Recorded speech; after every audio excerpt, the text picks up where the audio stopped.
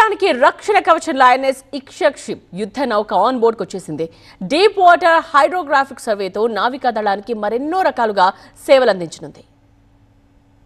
Indian నేవీలోకి మరో బాహుబలి ఆత్మనిర్భర్ భారత్కి ప్రతీకగా ఐఎన్ఎస్ ఇక్షక్ యుద్ధనౌక కేరళ తీరంలో జలప్రవేశం చేసింది. 80% స్వదేశీ పరిజ్ఞానంతో కోల్కతాలో ఈ నౌకను తయారు చేశారు. కొచ్చి నేవల్ కమాండ్కి ఐఎన్ఎస్ ఇక్షక్ ని హ్యాండ్ ఓవర్ చేశారు. ఇక్షక్ అంటే మార్గదర్శి అని అర్థం.